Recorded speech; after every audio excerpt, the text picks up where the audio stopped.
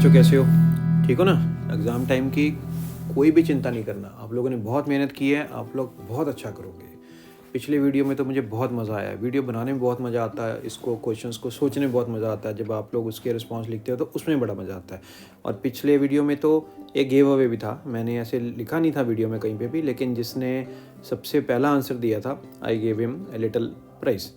तो आज की वीडियो में बड़ा इंटरेस्टिंग गिव अवे है। ये आप देखो, ये जो है, this is a very beautiful Christmas special Classmate notebook. तो आज ये उसको दी जाएगी who gives the best answer in the comment section. Answer in comment section only, and also share the video as much as possible. तो आज का topic जो है ये ओजोनोलाइसिस प्रॉब्लम। ओजोनोलाइसिस के बारे में पहले बात करता हूँ, वेयर आर्ट मीट्स केमिस्ट्री, क्योंकि इसकी टेक्निक समझने के बाद इसके क्वेश्चंस थोड़े से आर्टिस्टिक से होते हैं, where you have to understand the structure and without going into the detail of the process you can directly come to the answer. It's a little bit of art involved. तो इसीलिए लिखा है get ready to be mesmerized by the beauty of ozonolysis. और ये जो काफ़ी लोग जो डायरेक्टली मेरे से जुड़े नहीं हैं, उनका भी फीडबैक मुझे आता है, and they are very happy कि ये जो एग्ज़ाम टाइम में ये जो शॉर्ट वीडियोस हैं केमिस्ट्री के, they are very helpful to the students. क्योंकि नॉर्मली जब आप अपनी टेक्स्ट बुक से पढ़ रहे हो तो कभी कभी बहुत मोनोटोनस हो जाता है, कभी कभी बोरिंग भी हो सकता है, या कभी लैक ऑफ इंटरेस्ट भी हो सकता है। तो ऐसे छोटे टॉपिक अगर एकदम से करने को मिल जाएँ, वो भी एकदम पूरी यूटिलिटी में, then it is very much helping. तो अब सीधा पहले इसके ऊपर आते हैं, और याद रखना you have to win this giveaway, you can win this giveaway. Ozonolysis reaction जो है, थोड़ा सा रिवाइज करवा दूँ।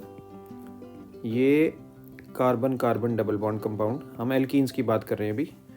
और रिडक्टिव ओजोनोलाइसिस में पहले स्टेप में ट्रीट किया जाता है विद ओजोन, थोड़ा लो टेम्परेचर पे, और दूसरे स्टेप में it is water in the presence of zinc. क्योंकि पहले तो ये जो एल्कीन से मोल ओजोनाइड बनता है, फिर ओजोनाइड बनता है, और ozonide breaks down to give us the final products which are generally carbonyl compounds, aldehydes and ketones.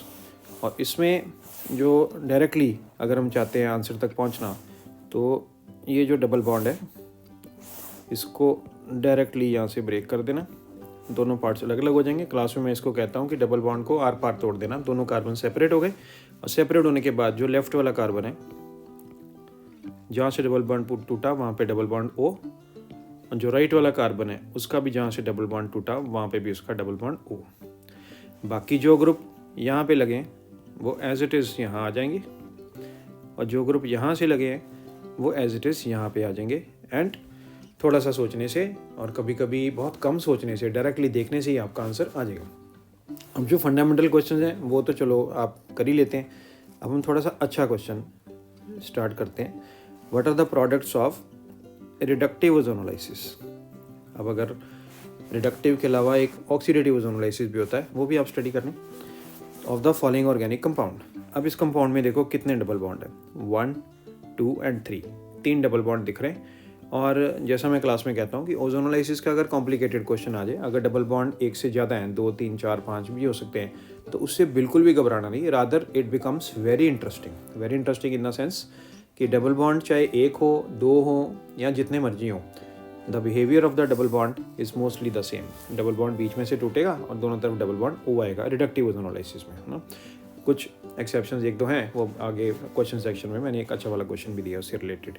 तो यहाँ पे हमें क्या करना है, ये जो डबल बॉन्ड है इसको इमेजिन करना है कि ये यहाँ से टूट गया, ये वाला डबल बॉन्ड यहाँ से टूट गया, और ये वाला डबल बॉन्ड यहाँ से टूट गया। अब ये मॉलिक्यूल हमें 4 प्रोडक्ट्स देगा।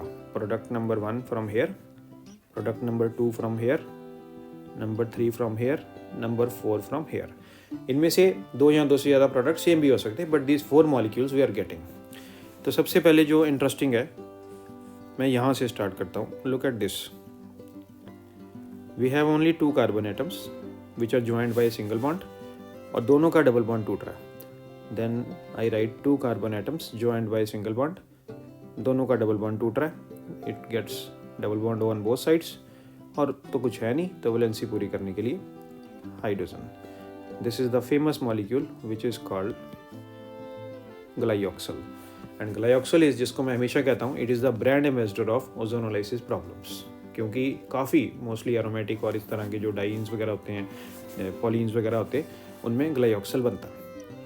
अब यहाँ से ग्लाइऑक्सल बन रहा है, तो look at this, how beautiful you can directly see कि यहाँ से भी ग्लाइऑक्सल ही बनेगा.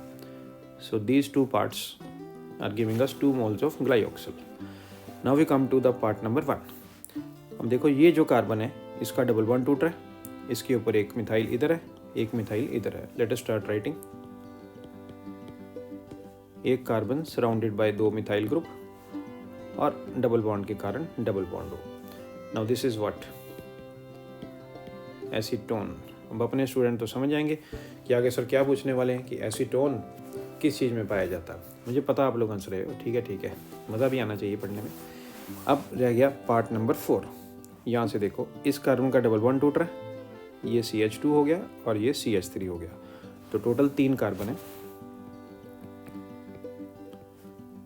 CH3, CH2 और C double bond. This is aldehyde which is called propanal, है ना. तो ये 3 प्रोडक्ट्स लेकिन 4 मॉलिक्यूल. ग्लाइऑक्सल के 2 मॉलिक्यूल, एसीटोन का 1 मॉलिक्यूल और प्रोपेनल का 1 मॉलिक्यूल. बस इतना ही करना होता है, घबराने वाली क्या बात है. अब ये जो क्वेश्चन है नेक्स्ट वाला, इन क्वेश्चंस को कहा जाता है रिवर्स क्वेश्चंस.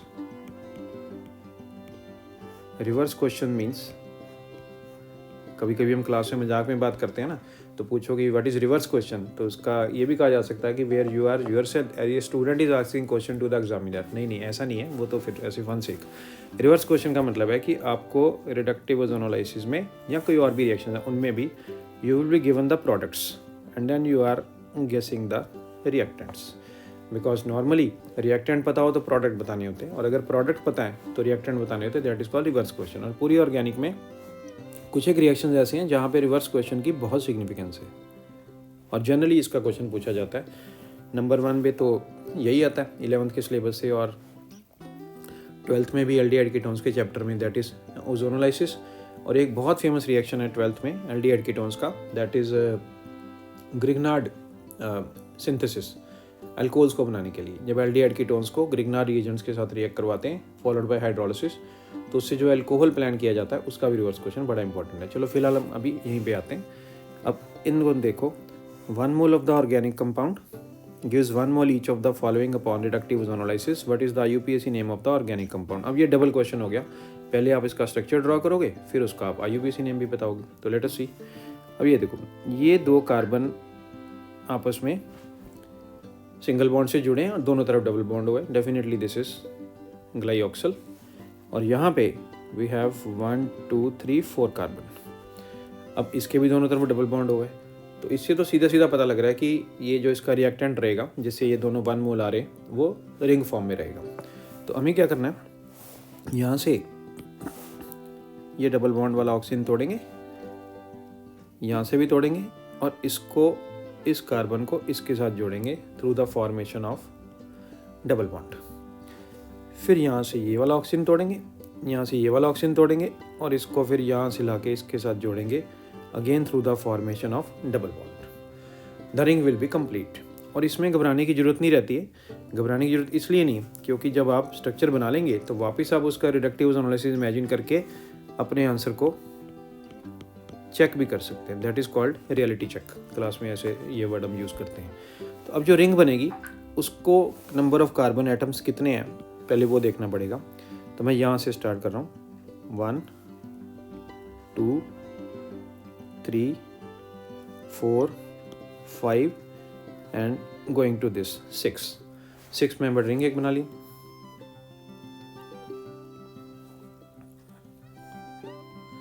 अब जहाँ पे आपने यहाँ जोड़ा, देखो 1 और 2 के बीच में डबल बॉन्ड आया, उसके बाद आपका 5 और 6 के बीच में भी डबल बॉन्ड आ गया. अब देखो इस तरीके से और अच्छा हो जाएगा. 3rd कार्बन के ऊपर मिथाइल की ब्रांच, 1 2 3 के ऊपर, और उसके बाद 4th कार्बन के ऊपर भी मिथाइल. तो this should be the answer to this reverse question. अब इसको चेक कैसे करेंगे? चेक करने के लिए जस्ट इमेजिन कि अगर डायरेक्ट क्वेश्चन पूछा जाता तब क्या होता. एक बार इसको यहाँ से ब्रेक करें, एक बार इसको यहाँ से ब्रेक करें, and then imagine. So this part is going to give you definitely glyoxal, और एक यहाँ डबल बॉन्ड आएगा, यहाँ डबल बॉन्ड आएगा, 1 2 3 4 4 कार्बन, जिसमें बीच वाले 2 कार्बन के ऊपर मिथाइल की branch, and this is what was given here. इसका मतलब जो भी हमने सॉल्व किया वो बिल्कुल ठीक है। मेरे ख्याल से आप सीख गए अच्छी तरह से। अब ये देखो, ये इसका आंसर है, it is perfectly matching with this. अब इसका IUPAC नेम पूछा गया, जो यहाँ पे लिखा है 5,6 डाइमिथाइल साइक्लोहेक्सा 1,3 डाइइन। अब ये आपको चेक करना है whether this is right or this is wrong। Numbering तो थोड़ी करनी आनी चाहिए। साइक्लोहेक्सा, अब हेक्सा क्यों आता है, क्लास में कॉमनली बच्चे ये गलती करते हैं, इसलिए हाईलाइट कर रहा हूँ। जब भी डबल बॉन्ड्स और ट्रिपल बॉन्ड्स का नंबर या तो एक से ज़्यादा होगा तो उसके बाद फिर हेक्सा आता है। डबल और ट्रिपल दोनों के लिए यूज़ किया जाता है। डन। चलो, अब आ गया टाइम आज के क्वेश्चंस का। क्वेश्चंस 3 क्वेश्चन तो मैंने यहाँ पे लिखे हैं, और एक चौथा क्वेश्चन आपको अभी मैं ओरली भी देता हूँ। याद रहे, जब आप ये वाले क्वेश्चन सॉल्व करके सही तरीके से इसका आंसर प्रेजेंट करोगे, today we have very beautiful giveaway. So there is an alkene A which contains 3 carbon-carbon, 8 carbon hydrogen sigma bonds and 1 carbon-carbon pi bond. This alkene A on ozonolysis gives 2 moles of aldehyde of molar mass 44U. Write IUPAC name of it. Double question है, पहले structure draw करना फिर IUPAC name. And I think ये जो question है वो NCERT में back exercise का क्वेश्चन है। Second question, write down the products of ozonolysis of 1,2-dimethyl benzene which is also called orthoxylene. Now this question is called most classic question of ozonolysis. क्यों? अब जिन्होंने ये किया है they know it very well, यहाँ करने के बाद आपको पता लग जाएगा। And how does it support Kekulé structure of benzene? अपना एक वीडियो है how this person Kekulé reached the structure of benzene, तो वो मैं इसमें कमेंट सेक्शन में उसका लिंक भी शेयर कर लूँगा। There is a very beautiful history how in a dream he saw something and that inspired him to draw the structure of benzene. And here we have, अभी तक बहुत अच्छी interesting story है वो, और इंस्पायरिंग ऑल्सो, एटलीस्ट मेरे लिए तो बहुत इंस्पायरिंग। क्वेश्चन नंबर, और ये वाला जो क्वेश्चन है क्वेश्चन नंबर 2, ये भी NCERT में हाइड्रोकार्बन चैप्टर की बैक एक्सरसाइज का क्वेश्चन है। Very important from all exams point of view, school exam से लेके जो कहा जाता है अच्छे एंट्रेंस एग्जाम्स वगैरह तक। चलो, third question, the structure of limonene, this may sound new to you, लेकिन आगे नाम लिखा है पूरा 1-methyl 4-isopropyl साइक्लोहेक्सीन। आपको एक साइक्लोहेक्सीन ड्रॉ करना है, उसमें फर्स्ट पोजीशन पे मिथाइल और फोर्थ पे isopropyl. Then you have to say what are the products of its reductive ozonolysis. ये 3 क्वेश्चन। और क्वेश्चन नंबर 4 जो मुझे देना चाहिए आपको, वो एक रिवर्स क्वेश्चन है। देखो ये गिव अवे फिर से आएगा, ये बार बार आपके सामने आ रहा है। This should inspire you to win this one. Question number 4 जो है रिवर्स क्वेश्चन है। There is some organic compound A which upon reductive ozonolysis gives 3 compounds. One of them is acetone, one of them is acetaldehyde, and one of them is methyl glyoxal. And you have to identify the structure of A. और थोड़ा सा मैं आपको hint दे दूं, the A is going to have not one but 2 different structures। इसलिए ये जो question है बहुत ज़्यादा स्पेशल क्वेश्चन है, ठीक है। तो फिर ये आपके लिए थोड़ा सा motivating caption, exam time, no worries, you got this, 1 problem, 1 reaction, 1 concept at a time, stay calm, stay focused and conquer organic chemistry.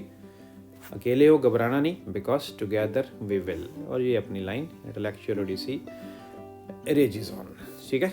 तो ये सारी बातें आज के ओजोनोलाइसिस में, और मैं उम्मीद करता हूँ कि जैसे अपने पिछले 2 लेक्चर्स में क्वेश्चन सॉल्व करके अपने कंसेप्ट स्ट्रॉन्ग किए हैं, अब आप फिर से वही करने वाले हो। Let us have a quick look.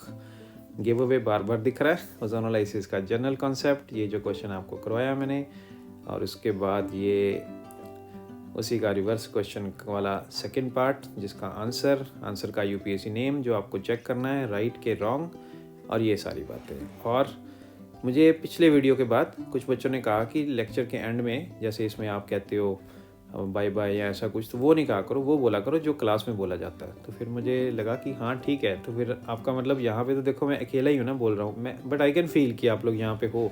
तो जैसे ही लेक्चर एंड हुआ तो मुझे कहना चाहिए कि लेट आने वाले और गाड़ी पैदल वगैरह पहले चलो, दैट शुड बी गुड, है ना। कैसा लगा सुन के? और एक बात कि वीडियो को मैक्सिमम पहले तो अगर आपने सब्सक्राइब नहीं किया, सिर्फ क्वेश्चन देख रहे हो, सब्सक्राइब कर लो, मज़ा आएगा और ऐसे कंटेंट आता रहेगा आपको। और दूसरा पॉइंट ये है कि उन लोगों के साथ भी शेयर करो जो डायरेक्टली हम लोगों के साथ नहीं जुड़े हुए, because these are open videos, they are to help everyone. ये तो वैसे ही मुझे तो आपको पता ही है ना, मज़ा आता है केमिस्ट्री पढ़ाने में, एंड और आपको मज़ा आना चाहिए पढ़ने में। ये दो चीज़ें साथ में मिलेंगी तो बहुत ज़्यादा मज़ेदार हो जाएगी chemistry, useful as well as मज़ेदार। तो बस remember this, exam time, no worries, together we will. बस